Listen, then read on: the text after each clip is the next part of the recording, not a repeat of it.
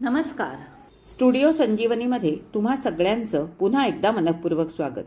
आज आपण युगंधरा या कादंबरीचा तिसरा भाग ऐकणार आहोत. आता आपण वाचायला सुरुवात करू. सकाळी ती जागी झाली तेव्हा सोनेरी सूर्यप्रकाश पसरला होता. झटकन ती कॉटवर उठून बसली. आज इतका उशीर झाला उठायला? रोज आपणाला 5:30ला जाग येते. अगदी कुणी न उठवता, गजर न लावता सहज जाग येते आणि जाग आल्याबरोबर आपण उठतो, नानांना हाक मारतो. त्यांचे प्रातर्विधी उरकेपर्यंत आपण आपलं सगळं उरकून चहा करतो. चहा घेईपर्यंत झुंजूमुंजू होतं. लगेच नानांबरोबर फिरायला बाहेर पडतो. परीक्षेच्या दिवसात सुद्धा या नित्यक्रमात कधी खंड पडला नाही. पण आज आपणाला जाग आलीच नाही. नानांनीही आपणाला उठवलं नाही. कदाचित नानाच अजून उठले नसतील. काल खूप थकले होते. पहाटे जाग यावी कशी? झोपू देत बिचारे. ती उठून खाली आली. येता येता जिन्याच्या चौकटीतून तिनं नानांच्या खोलीत डोकावून पाहिलं. कॉट रिकामी होती. पांघरायची चादर पायथ्याशी व्यवस्थित घडी करून ठेवलेली होती. म्हणजे नाना केव्हाच उठलेत तर. ती जिना उतरू लागली. स्वयंपाकघरात कुणाच्या तरी बोलण्याचा आवाज येत होता. म्हणजे नाना फिरायला गेले नाहीत की काय? पण ती जिना उतरून खाली आली तेव्हा तिच्या कानांना कुणा अपरिचिताचा आवाज जाणवला. माझघरात समोर सामानाचा ढीग तिला दिसला. एक गच्च गच्च भरलेलं पोतं, मोठाल्या 2 करंड्या, 3-4 सुपं, रोवळ्या, हिराच्या केरसुण्या. सामानाच्या दर्शनाबरोबरच आंबे फणसाचा वास तिच्या नाकात शिरला. म्हणजे मामांचं आगमन झालेलं दिसतंय. तेव्हाच आई एवढ्या खुशीत दिसते. तिचे मामा कोकणात जमीनदार होते. नुसते नावाचे जमीनदार नव्हते. देऊळवाडी गावची अख्खी शेतजमीन त्यांची होती. म्हणजे पूर्वापार चालत आलेली जमीनदारी. तिच्या आजोबांनी ती चांगली राखली होती. मामानी त्यात भर घातली होती. भात जमिनीशिवाय नारळ पोफळीच्या बागा होत्या. मामांना 3 बहिणी होत्या. पण युगाच्या आईकडे त्यांचा विशेष ओढा होता. ही बहीण माहेरी गेली की माहेरपणचं ढळतं माप तिच्या पदरात पडत असे. आता माझघरात येऊन पडलेलं गाडाभर सामानही त्या ढळत्या मापाची साक्ष देत होतं. माझघरातून ती तशीच तडक मागीलदारी गेली. थोड्या वेळानं तोंड धुवून ती स्वयंपाकघरात गेली तेव्हा तिला दिसून आलं की मामा नाहीत, पण कुणी एक बलिष्ठ तरुण चुलीजवळ बसून आईशी गप्पा मारीत आहे. तो पाठमोरा बसला होता तरी पण हा आपला मामेभाऊ श्रीधर असावा असं तिला वाटलं. आई त्याच्याशी गप्पा मारण्यात गुंतली होती. तिचा चेहरा प्रसन्न दिसत होता. युगा चुलीजवळ आली तरी तिचं लक्ष गेलं नाही. मग युगानंच विचारलं, आई, नाना फिरायला गेलेत? हो, देवावरचं फूल चुकेल पण त्यांचं फिरणं कधी चुकायचं नाही. युगा, ह्याला ओळखलंस? आईजवळ आपला पाठ मांडीत तिनं म्हटलं, हो, हा आपला शिरू दादा ना. आईनं कौतुकानं म्हटलं, पाहिलं श्रीधर? अन तू म्हणालास युगा काही मला ओळखायची नाही. पाटावर बसलेल्या युगाकडे तो नजर खिळवून पाहत होता. श्वासोच्छ्वासही घ्यायचं तो विसरून गेला होता.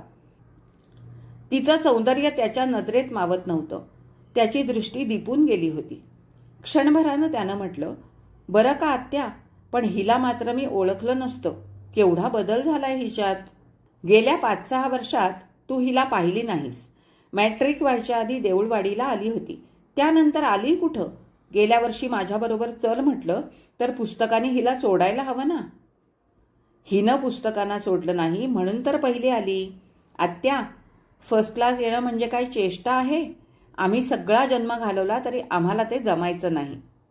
आईने हसून युगाकडे पाहत म्हटलं, तुला तिचं कौतुक वाटणारच. तिच्या स्वरात विशिष्ट सूचकता होती. ती सूचकता आणि तिच्या दृष्टिक्षेपातला अर्थ युगाच्या लक्षात आला. मनाशी किंचित हसून तिनं चहाचा कप तोंडाला लावला. आपल्या आत्याच्या उद्गारानं आणि युगाच्या स्मितहास्यानं श्रीधर खुश होऊन गेला. त्याने उत्तेजित होऊन म्हटलं, या कौतुकाची किंमत किती भारी आहे याचा काल मला अचानक अनुभव आला. खरं म्हणतोस की काय? तो कसा रे? अगं आत्या, काल माझ्या डब्यात कॉलेजची बरीच पोरं होती. त्यांची कुठंतरी ट्रीप चालली होती. BAच्या रिझल्टचं बोलणं चाललं होतं. साहजिकच पहिली आलेली मुलगी त्यांच्या चर्चेच्या केंद्रस्थानी होती. काही जण तिच्यावर स्तुतीसुमनं उधळीत होते. काही असूयेपोटी निंदेचे काटे मोडीत होते. वृत्तपत्रात हिचा फोटो छापून आला होता ना. त्याचं एक विद्यार्थी रसाळ रसग्रहण करीत होता. त्यांचं बोलणं ऐकता ऐकता त्यांना मी माझी ओळख करून दिली. त्या फर्स्ट क्लास मुलीचा मी कोण हे जरा दिमाखानं सांगितलं. आणि मग काय, जादूची कांडी फिरवल्यासारखा एकदम माझा भाव वाढला. गर्दीत उभं राहायला जागा नव्हती, ती बसायला जागा मिळाली. चहा, सिगरेट असा थेट पर्यंत पाहुणचार झाला.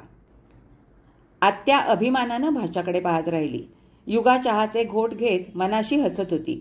मग मोठ्यांदा हसून तिने म्हटलं, शिरूदादा, माझ्या बुद्धिबलापेक्षा तुझ्या बलदंड देहाचा त्यांच्यावर जबरदस्त प्रभाव पडला असणार. निश्चित. तुला बसायला जागा दिली नाही तर एकेकाला उचलून तू सरळ दाराबाहेर झुगारून देशील अशी त्यांना धास्ती वाटली आणि म्हणून बिचाऱ्यांनी अगतिक होऊन तुला उत्सव मूर्ती बनवलं. बलदंड शरीर हा पुरुषाचा मानदंड. तिच्या या गौरवपर बोलण्यानं तो प्रफुल्लित झाला. मनोमनी धन्य होऊन गेला. आईही खुश होऊन गेली. त्यानं आपल्या बळकट बाहूंकडे दृष्टिक्षेप टाकून हसत म्हटलं, लहानपणाचा तो दुर्गुण अजूनही माझ्यातून समूळ नष्ट झाला नाही. गर्दीच्या वेळी याचा प्रयोग करण्याची इच्छा कधीकधी अजूनही उफाळून येते. तिनं बुद्धिपुरस्पर विषयाचा ओघ दुसरीकडे वळवला होता. त्याला गती देत तिनं म्हटलं, लहानपणी शेजारच्या त्या गंप्याला तू नदीत फेकलं होतंस. त्याची आठवण तुला आहे अजून? चांगलीच आठवण आहे. त्याला फेकलंस आणि मग लगेच उडी टाकून तूच त्याला बाहेर काढून आणलंस. तो डुबक्या मारायला लागला. मग काय करू? नसता बाहेर काढला तर नाहक मेला असता. बेटा फार गमजा करत होता की आपण मोठं उत्कृष्ट पोहतो म्हणून. म्हटलं, घे पोहून दाखव. आत्या भाच्याकडे अपांग दृष्टीनं पाहत राहिली. मग तिने कौतुकाने म्हटलं, अख्ख्या देऊळवाडीत तुझ्यासारखा उत्तम पोहणारा कुणी नाही. तुझ्यापुढं कोण टिकणार बाबा? त्याच्या तांबूस चेहऱ्यावर अभिमान फुलला. पण लगेच हसून त्याने म्हटलं, आत्या, आमचा गावचा नाही पण परगावचा एक पोऱ्या टिकला. तुमच्या इथल्या शेजारच्या वकिलांचा मुलगा. त्यावेळी तुमच्याबरोबर सुटीत नव्हता का आला? खूप वर्ष झाली त्याला. 12-13 वर्षांपूर्वी. काय ग त्याचं नाव ते युगा? अभिराम की विराम असं कायसं होतं. युगानं मृदू मुलायम स्वरात नामोच्चार करीत म्हटलं, अभिराम नव्हे आणि विरामही नव्हे. त्याचं नाव अभिजित. अभि. हो, अभिजात. जात नव्हे जीत. अभिजित. बरं, अभिजित. पण त्याचं पोहणं मात्र एकदम अभिजात होतं. मोठा स्मार्ट पोरगा. असा मस्त पोहायचा. जशी मासोळी सळकन सुळसुळत जाते तसा पोहायचा. आपल्या त्या ओझराच्या सुळक्यावरून खाली डोहात सूर मारायचा. छे बुवा, आपणाला तसा सूर मारायचा अजूनही धीर होत नाही. पोहता पोहता तो पाण्याच्या आत गडप व्हायचा आणि 4 पुढं फरलांगावर निघायचा. एकदा पोहता पोहता असाच पाण्यात गडप झाला. युगाला वाटलं तो बुडाला. काय युगा, खरं की नाही? तो प्रसंग आता नजरेसमोर येताच त्या क्षणीही तिचं अंग शहारलं. तिने बाहेर पडू पाहणारा दीर्घ निश्वास दाबून म्हटलं, हो रे, नको ते अशुभ मनात आलं. श्रीधरनं हसून म्हटलं, आणि ही सुधाला मिठी मारून मोठ्यांदा रडायला लागली. हिचा आक्रोश ऐकून तो बिचारा वर आला. आईनं म्हटलं, अरे रडेल नाही तर काय करील? दुसऱ्याचं लेकरू बरोबर आणलं होतं. युगंधरा निष्ठू पाहणाऱ्या भावनेला कुठंतरी आधार पाहतच होती. तिनं झटकन म्हटलं, तर काय रे, काही अघटित घडलं असतं तर आमच्यावर केवढा ठपका आला असता. काय करतो हा अभिजित? इथंच असतो का? हो, इथंच असतो. कॉलेजला लेक्चरर आहे. मग आमच्या या लहानपणाच्या रायव्हलला एकदा भेटलं पाहिजे. युगा मनाशी हसली. पण तिनं म्हटलं, पण सध्या तो इथं नाही. दक्षिण भारताच्या प्रवासाला गेलाय. केव्हा येणार? ती क्षणभर घोटाळली. मग म्हणाली, कोण जाणे, काही कल्पना नाही. आईनं म्हटलं, अगं, काल माई आल्या होत्या. त्या म्हणत होत्या की सोमवारी येणार आहे. श्री, तू आहेसच ना सोमवारपर्यंत? आता आल्यासारखा 4 दिवस राहा. श्रीधरनं युगाकडे एक हसरा दृष्टिक्षेप टाकून म्हटलं, 4 दिवस का, चांगले 8 दिवस राहणार आहे. युगा आता मोकळीच आहे. त्याचं बोलणं न ऐकलंसं करून तिनं म्हटलं, श्रीदादा, सुधाताई देऊळवाडीला आली? हो, 8 दिवस झाले येऊन. आपल्या बालबच्चांसह आली. युगाला हसू आलं. तिनं म्हटलं, अरे, तिला एकच मुलगी ना, आता 1.5 वर्षाची असेल. पण आता दुसरा बच्चा झालाय ना. आईने कौतुकानं विचारलं, सुधीला मुलगा झालाय? केव्हा? 6 महिने झाले. आईनं युगाकडे पाहत म्हटलं, माणकताईची सुद्धा तुझ्याच वयाची बरं, तुझ्यापेक्षा 3 महिन्यांनी लहानच, पण तिचं लग्न झालं, संसाराला लागली, 2 मुलं झाली. बोलता बोलता तिच्या चेहऱ्यावरून विषादाची छाया सरकून गेली. जणू काही तिच्या बुद्धिमान सुंदर मुलीनं आयुष्यातलं काहीतरी फार मोठं गमावलं होतं. एखाद्या श्रेय साफल्याच्या शर्यतीत ती फार मागं पडली होती. जो विषय युगा टाळीत होती तोच विषय आता यावेळी नेमका श्रीधरच्या देखत उग्र रूप धरून अवतरलेला पाहताच ती झटकन उठली. आईचं बोलणं तोडून टाकतो आहोत असं न दर्शवता तिनं हसत म्हटलं, आई, मला सुलभाकडे लवकर जायचं आहे. तिच्या मुलाचं आज बारसं आहे. तेव्हा तिच्या आईनं आता सकाळपासून मला राहायला बोलवलंय. बोलता बोलता ती स्वयंपाकघरातून बाहेर पडली. श्रीधर तिच्या पाठमोऱ्या आकृतीकडे लोभावलेल्या नजरेनं पाहत राहिला. ती दृष्टी आड झाली तरी त्याची नजर तिथून हलत नव्हती. जणू त्याची सारी पंचेंद्रिये त्या नजरेत एकवटली होती. त्याच्या नजरेतला भाव जाणून तिची आई मनोमनी खुश झाली. स्वयंपाकघरातून बाहेर पडताच युगाच्या चेहऱ्यावरचे भाव बदलले. हसरा मुखवटा गळून पडला. तिच्या मनाचा प्रसन्नपणा झाकळून गेला. का कोण जाणे, पण त्याचं आगमन तिच्या मनाला आनंददायी वाटलं नाही. गौरीची आरास मांडण्याच्या तयारीनं चैत्र अंगणी सुंदर रांगोळी रेखावी, त्यात रंग भरावेत, त्या विविध मनोहरी रंगात मन दंग असावं. तेवढ्यात अचानक अनपेक्षित कुठूनचा वाऱ्याचा झोत यावा आणि ती सुंदर रांगोळी विस्कटून टाकावी, हे पाहून मन अगदी विरस होऊन जावं, तशी तिच्या मनाची अवस्था झाली. त्याच्या बोलण्यातलं एक वाक्य तिच्या कानात पुन्हा पुन्हा निनादू लागलं, आमच्या रायव्हलला एकदा भेटलं पाहिजे. रायव्हल? तो सहज म्हणाला की मुद्दाम हेतुपुरस्पर म्हणाला? खरोखर तो हेतू त्याच्या मनात आहे का? छे छे, काय! मग आपण स्वयंपाकघरात गेलो तेव्हा तो आपणाकडे कसा टक लावून बघत होता. 6-7 वर्षानंतर तो आपणाला बघत होता हे खरं. आपणात बदल झाला असेल, आपलं सौंदर्य वाढलं असेल, हेही मान्य करायला हरकत नाही. पण तो ज्या तऱ्हेनं आपणाकडे नजर खिळवून पाहत होता त्यात निर्भेळ कौतुक आणि निर्दोष औत्सुक्य खास नव्हतं. त्यात आशाळभूत अभिलाषा होती. हो, निश्चितच होती. पुरुषाची नजर स्त्रीला काय कळत नाही काय? चांगली कळते. पुरुषी नजरेतले बारीक सारीक भेदाभेद सुद्धा तिला उमगतात. आणि जे तिच्या स्थूल नजरेला उमगत नाहीत असं सूक्ष्मातलं सूक्ष्म तिची मनोदृष्टी तत्क्षणी अचूक टिपून घेते. आज हा अचानक आधी काही पत्र वगैरे न पाठवता एकदम उपस्थित झाला, तो असाच काही हेतू मनी धरून आलाय का? शक्य आहे. मागा तो बोलत होता तेव्हा त्याच्या बोलण्यातला उत्तेजितपणा सुद्धा विचित्र वाटत होता. तिच्या हातातला कंगवा तिच्या लांबसडक केसात फिरत होता आणि त्याचबरोबर मनात विचारांची फिरत चालली होती. थोड्या वेळानं तिनं आपला विचारवेग आवरला. जाऊ दे, अधिक विचार कशाला, त्या मार्गाला जायचं नाही, जाऊ दे. तिनं केस विंचरणं आटोपलं. रोजच्या सारख्या 2 वेळा न घालता आज तिनं सैलसर आंबाडा बांधला आणि न्हाणीघर मोकळं आहे की तिथं मोलकरीण भांड्यांचा पसारा मांडून बसली हे पाहण्यासाठी ती खिडकीशी आली. खिडकीतून खाली वाकलं की मागच्या परसातलं घराला लागून असलेलं न्हाणीघर दिसत असे. पण खिडकीतून खाली वाकण्यापूर्वीच तिची नजर समोरच्या बंद खिडकीकडे गेली. अभिजितच्या खोलीची ती खिडकी होती.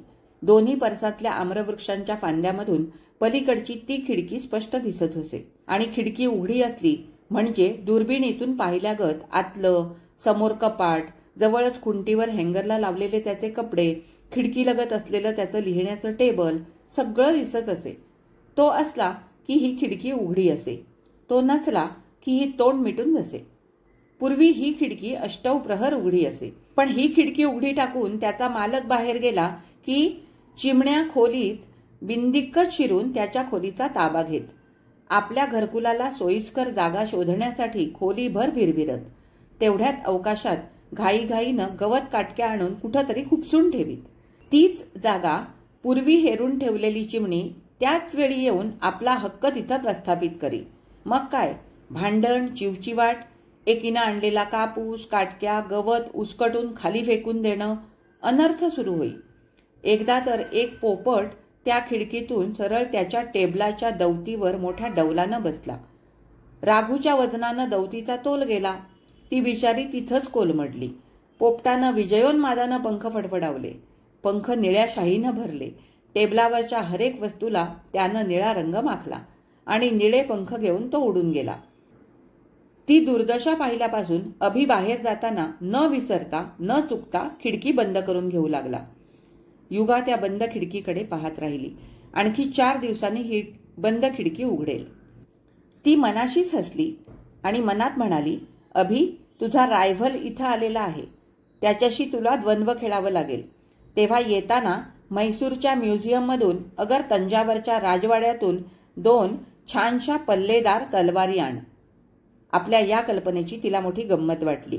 खरंच गडे, असं द्वंद्वयुद्ध झालं तर त्यात कोण जिंकेल? श्रीधर? का? तो बलदंड आहे म्हणून? पण युद्धात शक्तीपेक्षा युक्ती, चपळता लागते. मग अभिच.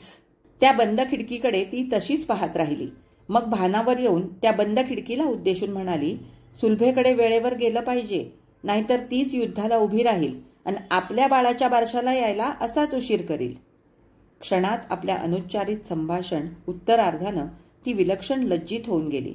त्या लज्जेचा विलोभनीय रंग तिच्या चेहऱ्यावर पसरला. मग झटकन खिडकीजवळून दूर होत टॉवेल कपडे गोळा करून ती खाली जाण्यासाठी मागं वळली.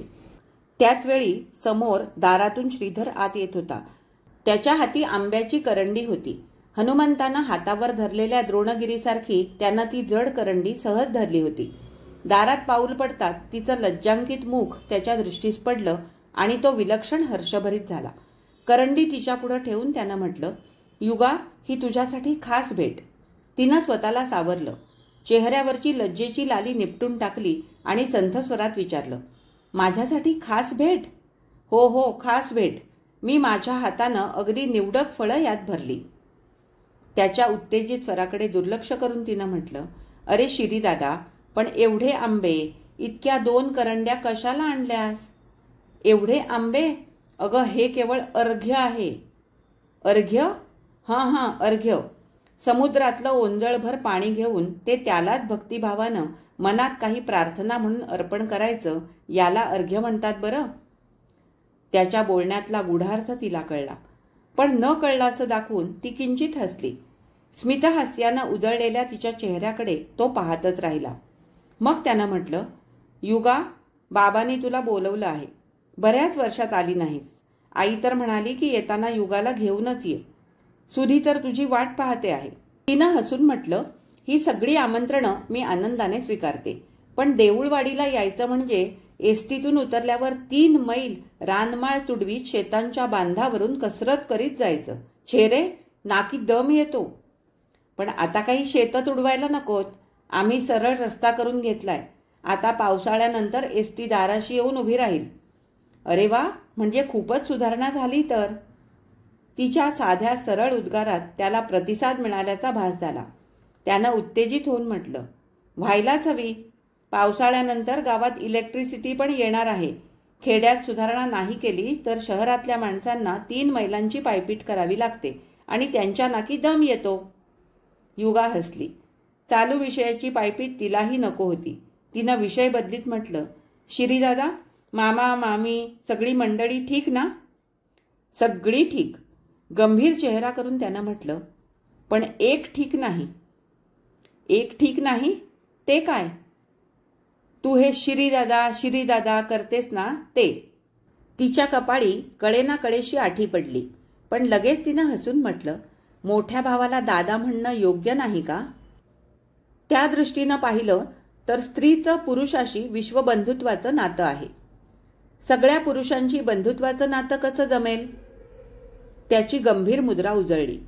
त्यानं उत्साहानं म्हटलं, मला तेच म्हणायचं आहे. स्त्रीनं दुनियेतल्या सगळ्या पुरुषांना बंधू मानलं तर पृथ्वीवरचा निसर्ग एका क्षणात नाहीसा होईल. आपले कपडे, टॉवेल घेऊन जिन्याकडे वळत तिनं हसत म्हटलं, हो ना. म्हणून तो निसर्ग जर टिकवायला हवा असेल तर शहाण्या स्त्रीनं तरुण पुरुषाला आपला बंधू मानावा, प्रौढाला पिता म्हणावं आणि वृद्ध पुरुषाला आजोबाचा मान द्यावा. बोलता बोलता ती जिना उतरू लागली. खालून अरुण जिना चढत होता. तिनं मोठ्यांदा म्हटलं, अरुदादा, वर शिरीदादा तुझी वाट पाहत बसलाय, जा लवकर. त्यानं काहीशा आश्चर्यानं म्हटलं, म्हणजे आज आला सुद्धा? मला वाटतं पत्राला तार समजून तातडीनं गृहस्थ आला. युगा अर्धा जिना उतरली होती. तिला पुरती उतरू देण्यासाठी अरुण अर्ध्या जिन्यातून परत खाली चौकटीत जाऊन उभा राहिला. खाली चौकटीत येताच तिनं आश्चर्यानं विचारलं, म्हणजे शिरीदादाला तू पत्र पाठवलं होतंस इथं येण्यासाठी? आईचं पत्र मी लिहून दिलं होतं. म्हणजे आईनं पत्र पाठवलं होतं, मी नव्हे. आणि 2-2 पायऱ्या टाकीत तो वर निघून गेला. युगा तडक मागीलदारी न्हाणीघराकडे गेली. बंबातलं पाणी सळसळत होतं. तिचं मनही संतापानं सळसळून उठलं. म्हणजे श्रीधरचं येणं अनाहूत अनपेक्षित नाही. आईनं पत्र पाठवून त्याला बोलवून घेतलं आहे. एरवी माहेरी तिला पत्र पाठवायचं झालं तर ती आपणाकडून लिहवून घेते. मग हे पत्र माझ्याकडून का लिहवून घेतलं नाही? तिनं त्या पत्रात मजकूर काहीही लिहिलेला असला तरी उद्देश स्पष्ट दिसतो आहे. आपण गेल्या कित्येक वर्षात आजोळी गेलो नाही याचं कारण केवळ अभ्यास असतो म्हणून नव्हे. आजोबांनी एकदा श्रीधरवरून आपली चेष्टा केली होती.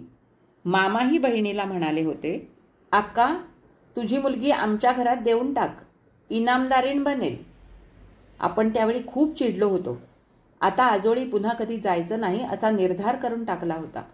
मोठी झाल्यानंतर आपण ती चेष्टा विसरून गेलो होतो. तो निर्धारही लक्षात राहिला नव्हता. तरी पण आजोळीत जाण्याची उत्सुकता राहिली नव्हती.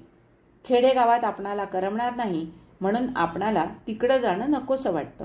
तिकडे गेलं की नाना इथे एकटे पडतात. त्यांच्या जेवणा खाण्याची आबाळ होते म्हणून आईबरोबर आपण जात नाही. हो, आज आईने तेवढ्यासाठीच त्याला बोलवलं असणार. असू दे, बोलावी ना, मी तयार पाहिजे ना. हलके हलके तिचं मन शांत झालं. आजचा हा भाग इथेच संपला. आता आपण युगंधरा कादंबरीच्या पुढच्या भागामध्ये लवकरच भेटू. धन्यवाद.